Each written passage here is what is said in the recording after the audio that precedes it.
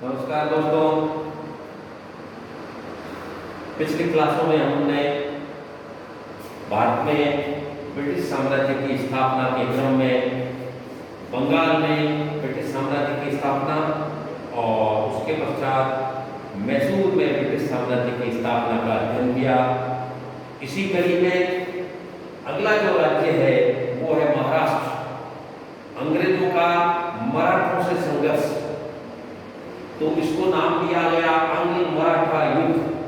आंग्ल मराठा युद्ध अंग्रेजों का भारत पर आधिपत्य स्थापित करने का जो ये क्रम है, बंगाल के बाद में मैसूर के बाद ये महाराष्ट्र। तो महाराष्ट्र में अंग्रेजी साम्राज्य की स्थापना, या यूं कहें मराठों और अंग्रेजों के मध्य जो संघर्ष है उसका अध्ययन करेंगे। ये मराठा संघ और ब्रिटिश सेना या ईस्ट इंडिया कंपनी के मध्य का संघर्ष है। ईस्ट इंडिया कंपनी या अंग्रेज महाराष्ट्र के ऊपर आधिपत्य स्थापित करना चाहते हैं और मराठों का एक मराठा संघ होता है, इसका संघ का एक प्रमुख होता है, पेशवा होता है। तो इसको लेकर के मराठों के बीच आंतरिक ग्रह कलह पहले से ही उपस्थित थी और जिसका अंग्रेजों ने बहुत अच्छी तरह से फायदा उठाया। और इस युद्ध में हम देखते हैं कि अंग्रेज और मराठों के मध्य 3 युद्ध लड़े गए। अंग्रेजों और मराठों के मध्य महाराष्ट्र के आधिपत्य को लेकर के 3 युद्ध लड़े गए। प्रथम युद्ध 1775 से 1782 के मध्य लड़ा गया। दूसरा युद्ध 1803 से 1805 के मध्य लड़ा गया और तीसरा युद्ध 1817 से 1819 के मध्य लड़ा गया। इस प्रकार आंग्ल मराठा युद्ध 3 आंग्ल मराठा युद्ध लड़े गए और अंततः अंग्रेजों की इसमें विजय होती है और महाराष्ट्र के ऊपर भी सहायक संधि थोप दी जाती है। महाराष्ट्र के ऊपर ईस्ट इंडिया कंपनी का आधिपत्य स्थापित हो जाता है। तो ये कहानी है अंग्रेजों और मराठों के मध्य लड़ाई का, ठीक है ना। अब इसकी क्या शुरुआत होती है, कैसे होती है, क्या होता है कि कहानी यूं स्टार्ट होती है कि 1772 में पेशवा होते हैं माधवराव पेशवा होते हैं और इस पेशवा की मृत्यु हो जाती है 1772 में। 1772 में पेशवा माधवराव की मृत्यु हो जाती है और उसके बाद ये जो मराठा संघ है ये उसके भाई नारायण राव को वहां का पेशवा बना देते हैं। नारायण राव मराठों का 5वां पेशवा होता है, ठीक है। लेकिन इसी का चाचा रघुनाथ राव पेशवा बनना चाहता है और रघुनाथ राव क्या करता है, 1773 में नारायण राव की महल में उसके रक्षकों द्वारा हत्या करवा देता है। किसकी? नारायण राव की हत्या रघुनाथ राव है वो करवा देता है और खुद पेशवा बन जाता है। लेकिन इसी समय एक घटना घटित होती है कि नारायण राव की विधवा पत्नी गंगाबाई एक पुत्र को जन्म देती है और उसका नाम रखा जाता है सवाई माधवराव नारायण उसका नाम रखा जाता है। और मराठा संघ में उस समय कौन होता है, नाना फडणवीस और मराठों के उसमें 12 प्रमुख होते हैं।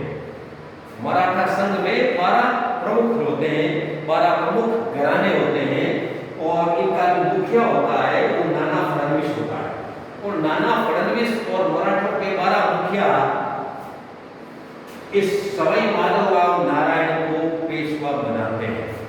वो कहते हैं कि लीगली कानूनी इसका हक है पेशवा का, इसलिए वो माधवराव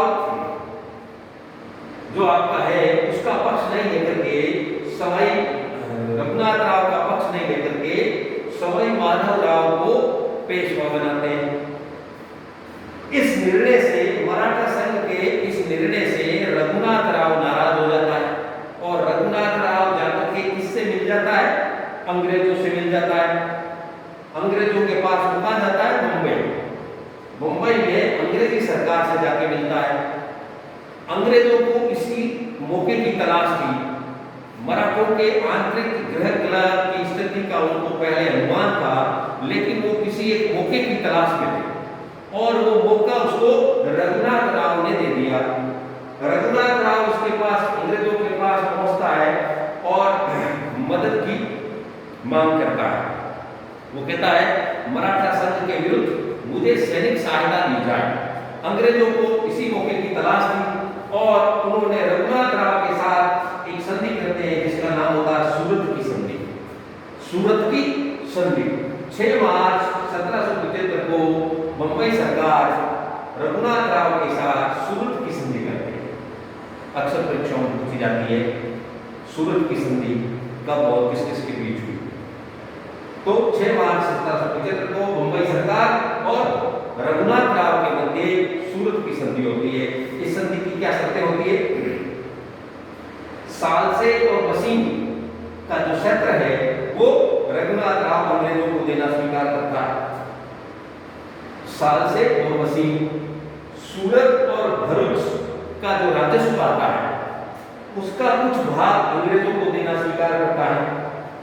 अंग्रेज उसको पेशवा मानते हैं और उसकी सहायता के लिए 25,000 सैनिकों की एक टुकड़ी भेजता है। ठीक है, ये सूरत की संधि होती है 6 मार्च 1775 को मुंबई सरकार और रघुनाथ राव को। लेकिन जब इस सूरत की संधि की सूचना कलकत्ता परिषद के पास पहुंचती है तो कलकत्ता परिषद इस सूरत की संधि को मानने से इनकार कर देती है। कलकत्ता परिषद सूरत की संधि को निंदा करती है और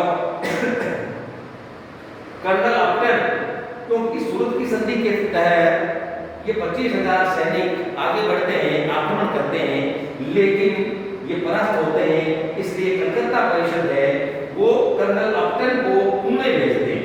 पुणे क्या है? मराठा संघ। पुणे में मराठा संघ के पास उसको भेजते हैं और एक नई संधि करते हैं। नई संधि कौन सी होती है? पुरंदर की संधि। पुरंदर की संधि कर्नल अपटन और इसके साथ पुणे सरकार के मध्य होती है। पुरंदर की संधि कब होती है? 1 मार्च 1776। 1 मार्च 1776 को पुरंदर की संधि की जाती है। पुरंदर की संधि में क्या होता है कि रघुनाथ राव को पेशवा मानने से अंग्रेज इनकार कर देते हैं। अर्थात रघुनाथ राव की जो मदद कर रहे थे वो सूरत की संधि के तहत इस सूरत की संधि को भंग मान दिया जाता है और रघुनाथ राव को पेशवा मानने से इनकार कर दिया जाता है। रघुनाथ राव को पेंशन दे दी जाती है, लेकिन सालसे और भरूच का जो राजस्व है वो अभी भी अंग्रेजों के पास ही रखा जाता है। ये पुरंदर की संधि। लेकिन आगे जाके देखते हैं कि बंबई सरकार इस पुरंदर की संधि को मानने से इनकार कर देती। बंबई सरकार इसी सूरत की संधि को मानती हुई युद्ध को जारी रखती है। युद्ध को जारी रखती है और विभिन्न प्रकार के युद्ध लड़े जाते हैं। ठीक है, इस युद्ध में अंग्रेजी की ओर से colonel Keating, colonel Upton, colonel Edson और कर्नल काकबर्ग ये सेनाएं युद्ध में भाग लेती हैं। किस किस के नेतृत्व में?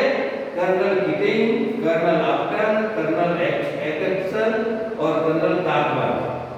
उस समय बंगाल का जो गवर्नर जनरल कौन होता? Warren Hasting. वॉरेन हेस्टिंग उस समय गवर्नर जनरल होता है।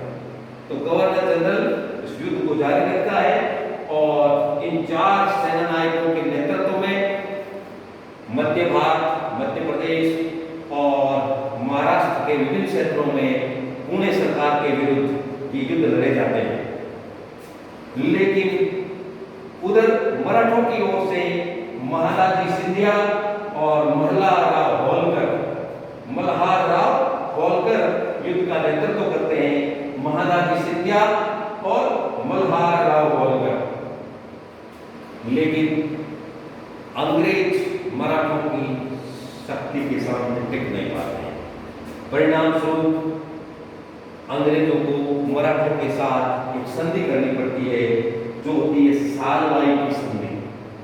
सालवाई की संधि, सालवाई की संधि कब होती है? 1782। 1782 में मराठों और अंग्रेजों के मध्य सालवाई की संधि होती है, जिसके अंदर दोनों युद्ध को रोक देते हैं। अगले 20 सालों के लिए कोई युद्ध नहीं लड़ने का निर्णय लेते हैं। दोनों एक दूसरे के विविध प्रांतों को लौटा देते हैं और अंग्रेज है वो सवाई माधवराव नारायण को पेशवा मानना स्वीकार करते हैं और रघुनाथ राव का साथ नहीं देते हैं। इस प्रकार से हम देखते हैं कि प्रथम आंग्ल मराठा युद्ध जो 1775 से 1782 के मध्य लड़ा गया था, 1775 में सूरत की संधि से ये युद्ध शुरू होता है और सालवाई की संधि 1782 से ये युद्ध समाप्त होता है। अक्सर परीक्षाओं में पूछा जाता है कि प्रथम आंग्ल मराठा युद्ध किस संधि से शुरू हुआ और किस संधि से समाप्त हुआ। तो सूरत की संधि से ये युद्ध शुरू होता है और सालवाई की संधि से युद्ध समाप्त होता है और बीच के अंदर एक पुरंदर की संधि होती है, जिसके तहत पुरंदर की संधि और सूरत की संधि को अंग्रेज बदलते रहते हैं और अंततः ये युद्ध लड़ा जाता है और सालवाई की संधि से प्रथम आंग्ल मराठा युद्ध समाप्त होता है। इस प्रकार लेकिन इस युद्ध में मराठों का पल्ला भारी रहता है। अंग्रेजों को एक तरह से विवशतावश सालवाई की संधि करनी पड़ती है, जो कि उनकी हार के तुल्य है।